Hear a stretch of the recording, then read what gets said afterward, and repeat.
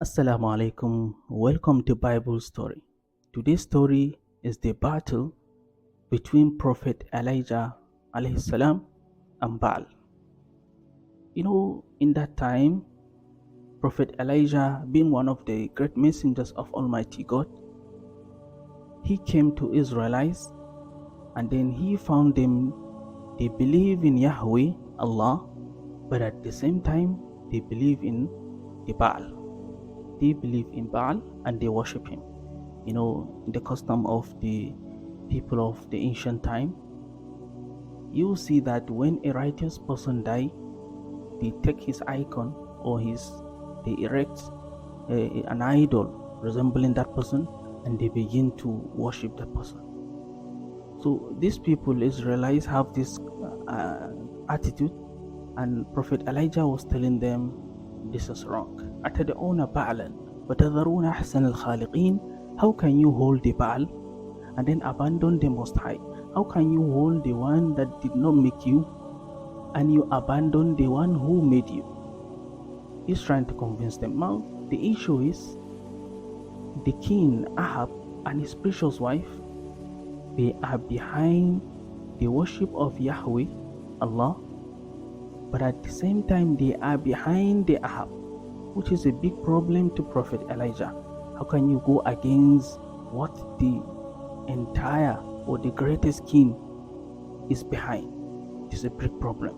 He was threatened and he was telling them, out of the first 10 commandments brought by Prophet Moses alayhi salam, the first one is to worship the Lord alone and never to ascribe a partner to him. They couldn't understand. And he was threatened and he faced a lot of issues and problems. But he stood against them and he was the key figure. So he suggests that let them organize a debate.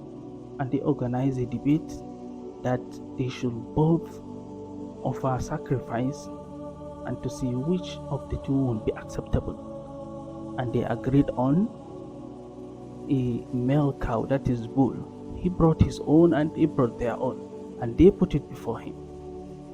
And then he raised his hands up to the sky and he said, Almighty God, you are the one who brought fire into the bush of Moses.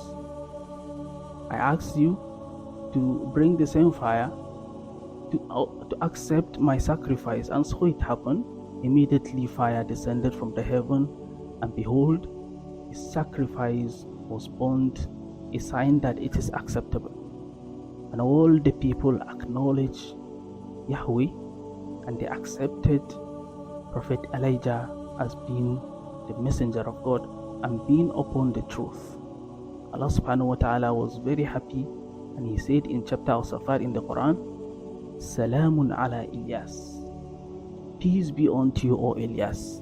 كَذَلِكَ نَجْزِي الْمُحْسِنِينَ. That is how I treat my righteous ones. إِنَّهُ مِنْ عِبَادِنَا الْمُؤْمِنِينَ. You are indeed one of the great messengers of God. Now, in the story of this battle, you could understand that Prophet Elijah never speak to them of the Godship of Jesus Christ.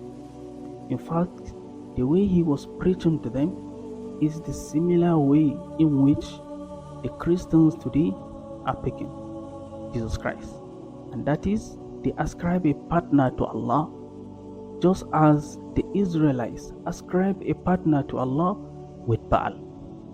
So I hope the Christians will understand this and accept Allah and Yahweh being the only true God and the only one to be worshipped. None of the messengers of God in the Old Testament ever preached the Godship of Jesus Christ. May Allah forgive us and grant us complete guidance. Assalam.